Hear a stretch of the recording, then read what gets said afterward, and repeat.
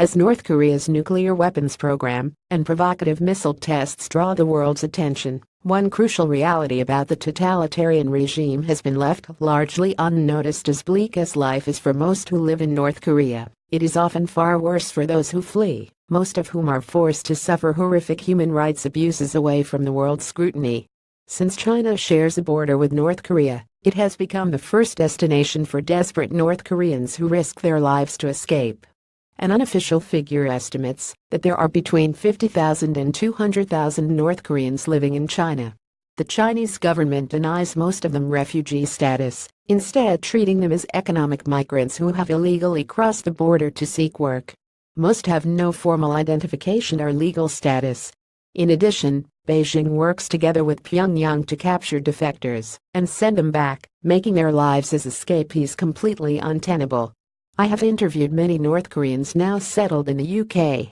Many of them told me they had been caught by the Chinese police and repatriated to the north a number of times, but managed to escape again and again. The combination of desperation, the denial of legal status, and the terror of the Chinese police operation exposes these people to gross exploitation, especially women. Among those who successfully leave North Korea, women make up the majority. In their search for freedom, many of them paradoxically end up being trafficked, detained, and treated inhumanely because of their precarious and insecure positions in China as illegal migrants.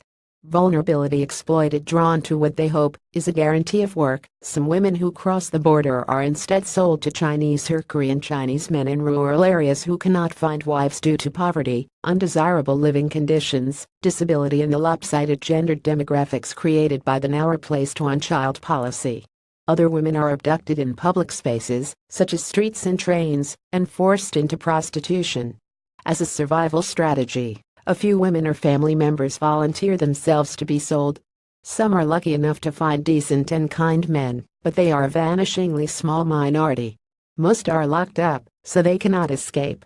They are denied contact with their family members or friends, and often a whole village effectively becomes a community of guards to watch them, so they cannot run. Many of the women forced into these relationships endure physical hardships, forced to work in the fields, and do endless household chores. Some are trafficked to households with several men, where their keepers take turns to violate them on a regular basis. Protofactor outrage at the Chinese embassy in Seoul.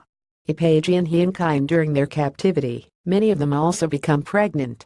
If they manage to escape to other countries, such as South Korea, they are forced to leave their children behind, and since these children aren't officially recognized in China, they are denied basic rights and entitlements, foregoing even basic healthcare and education. And so even those fortunate enough to escape from their dire situations in North Korea and China are left with agonizing worry and guilt about their left-behind children. Out of shame, many never talk about the intense pain they feel, instead suffering in lonely silence.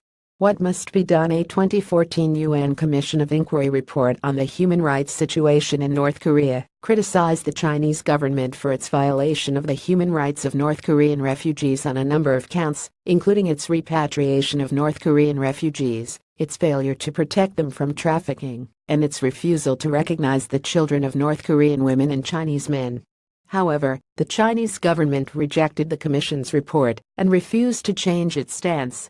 It is therefore time for the rest of the world to change the way it interacts with China.